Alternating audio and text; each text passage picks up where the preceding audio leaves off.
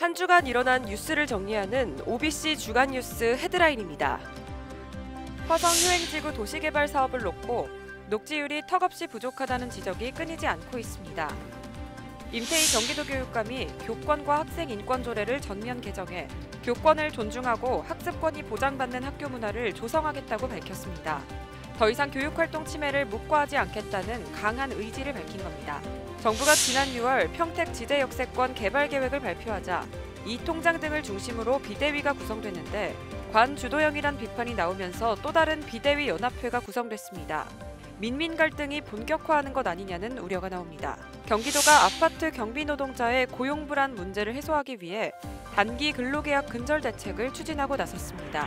시청자 여러분 안녕하십니까? 한 주간 지역의 주요 이슈를 전해드리는 OBC 주간 뉴스입니다. 첫 소식입니다. 화성 효행지구 도시개발 사업을 놓고 녹지율이 턱없이 부족하다는 지적이 끊이지 않고 있습니다. 사업 시행자인 한국농어촌공사는 법적 기준을 충족했다는 입장만 내놓고 있습니다. 방수빈 기자의 보도입니다. 눈앞에 펼쳐 보이는 곳은 종전부동산 효행지구 도시개발구역입니다. 화성시 봉담읍 수영리 동화리와 수원시 권선구 오목천동 일원입니다. 전체 면적은 137만 9천여 제곱미터. 공공기관 지방 이전에 따른 공동화 현상을 막기 위해 혁신도시 조성 및 발전에 관한 특별법에 근거해 지정됐습니다. 인구 수용 규모는 1,400여 세대 2만 6천여 명. 문제는 녹지율입니다.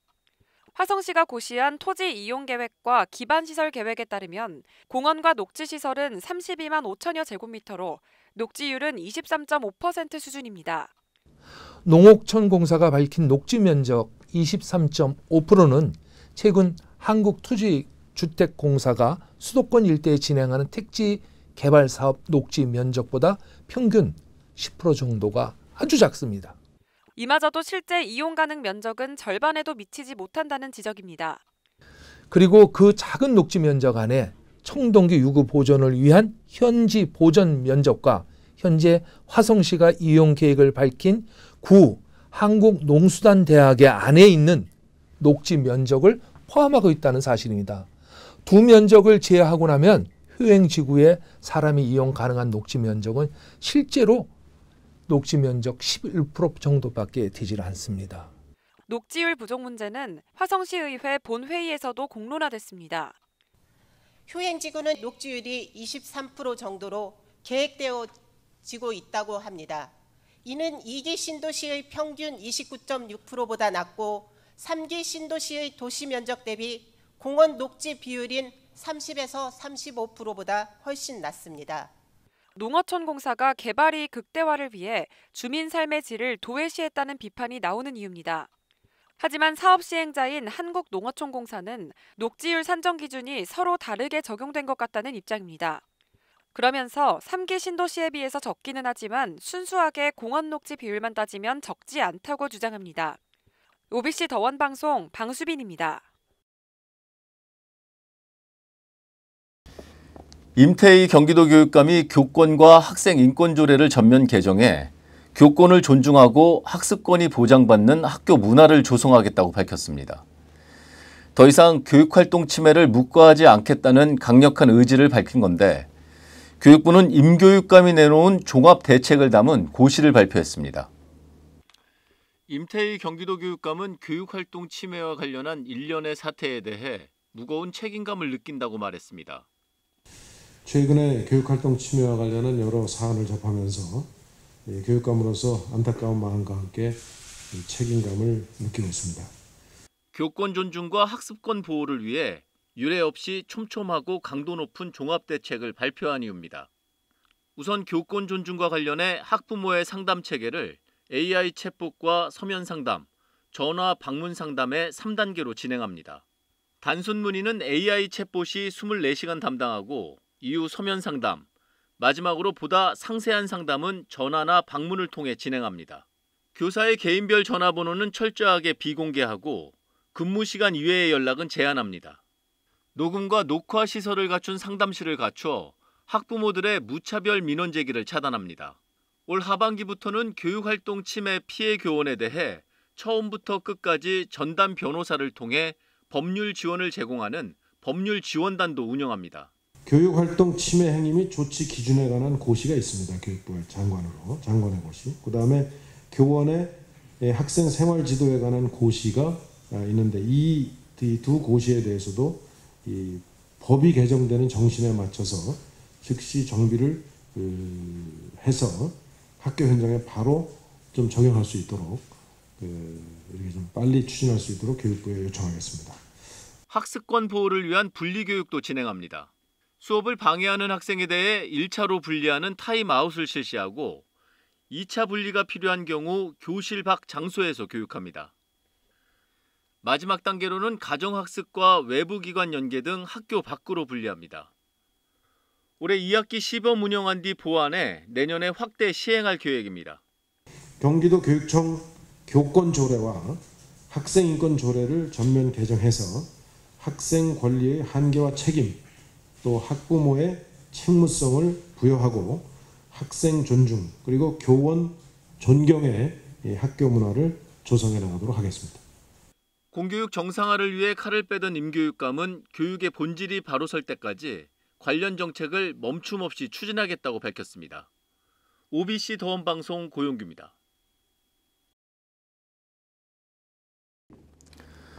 정부가 지난 6월 평택 지제 역세권 개발 계획을 발표하자 이 통장 등을 중심으로 비대위가 구성됐었죠. 하지만 관주도형이란 비판이 나오면서 또 다른 비대위 연합회가 구성됐습니다. 민민 갈등이 본격화하는 거 아니냐는 우려가 나옵니다. 손세준 기자의 보도입니다. 빨간 띠를 두른 시민들이 구호를 외치고 있습니다.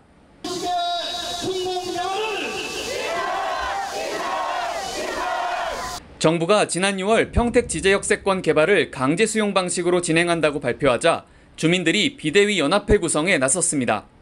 지난달 일부 주민들이 구성한 비대위가 이통장 등으로 구성된 관주도형이라는 비판이 나오면서 또 다른 제2의 비대위가 출범한 겁니다.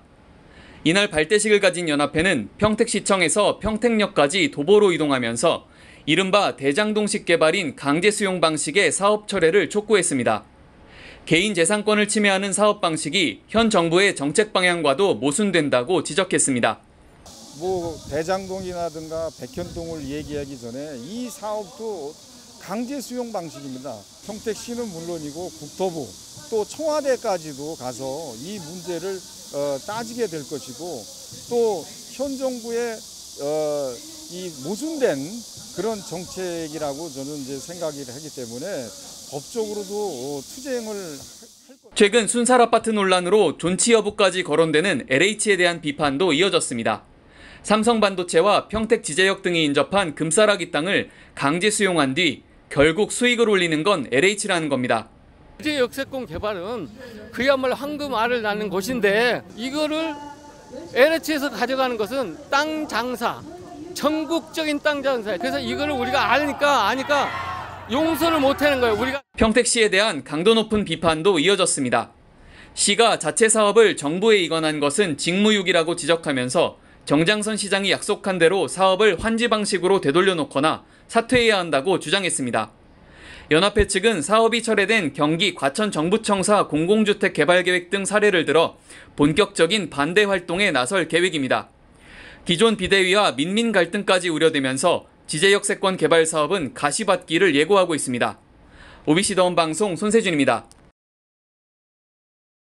경기도가 아파트 경비 노동자의 고용 불안 문제를 해소하기 위해 단기 근로계약 근절 대책을 추진하고 나섰습니다. 하지만 중앙정부의 협조 등 넘어야 할 산이 많아 단기간 내 해결하기는 쉽지 않아 보입니다. 방수빈 기자의 보도입니다. 49.3%. 지난 2021년 경기도 내 아파트 경비 노동자 6개월 이하 단기 근로 계약 비중입니다. 경기도가 아파트 노동자 인권 보호와 컨설팅 지원 사업의 일환으로 2,326개 단지를 대상으로 근로계약 기간 실태를 조사한 결과입니다. 지난해는 49.9%로 오히려 단기 근로 계약 비중이 높아졌습니다. 아파트 경비 노동자들의 고용 불안이 갈수록 심각해지고 있다는 걸 단적으로 보여주는 지표입니다. 문제는 3에서 6개월 단기 계약의 경우 부당한 대우나 업무 지시, 갑질에도 아파트 경비 노동자들이 어려움을 호소하지 못하는 게 고용 불안 요소로 작용해왔다는 데 있습니다. 이에 경기도가 단기 계약을 근절하는 이른바 착한 아파트 문화 조성 확산을 추진합니다. 아파트 경비 노동자의 고용 안정을 위해 근로계약 기간을 1년 단위로 늘리는 착한 계약을 확산하는 겁니다. 이미 일부 아파트는 1년 이상의 근로계약이 이뤄지는 등 가시적 성과를 내고 있습니다.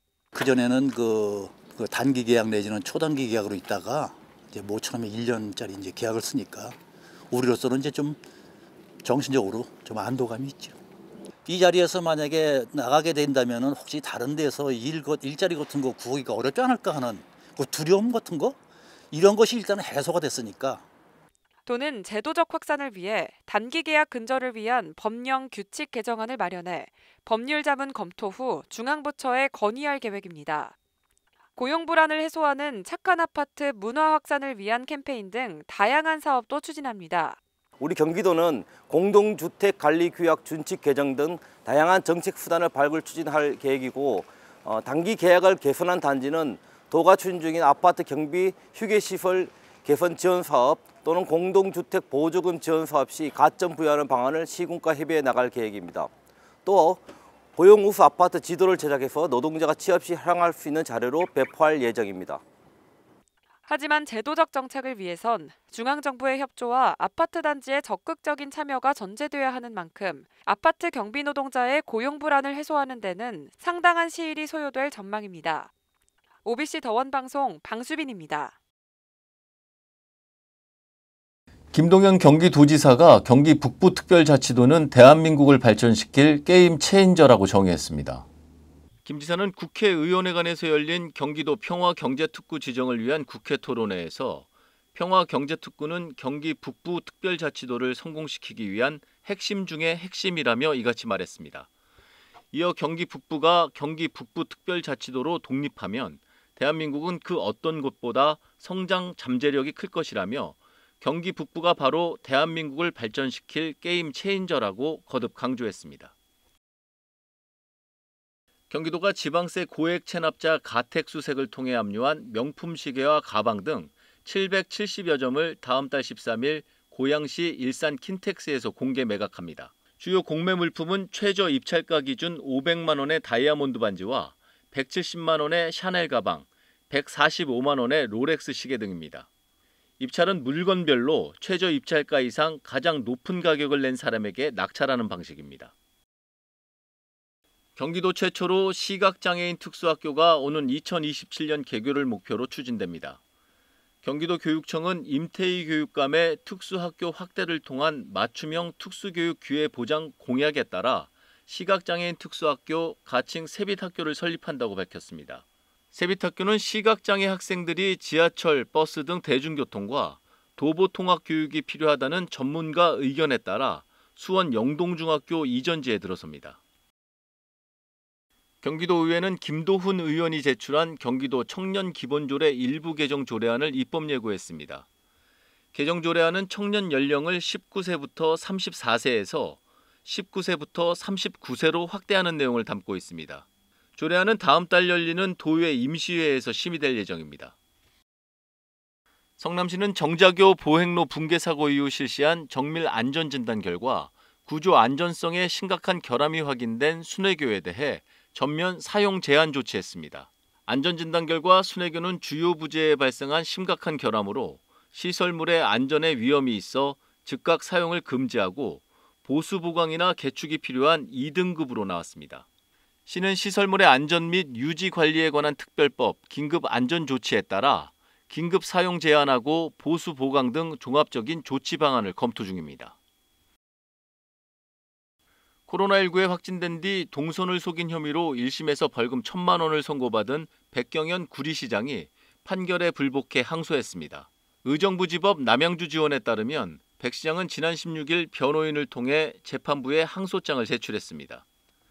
백 시장은 제8회 지방선거 전인 2021년 12월 10일 코로나19 확진 판정을 받은 뒤 역학조사 때 동선을 속인 혐의로 기소됐습니다. 8월 셋째 주 OBC 주간 뉴스는 여기까지입니다.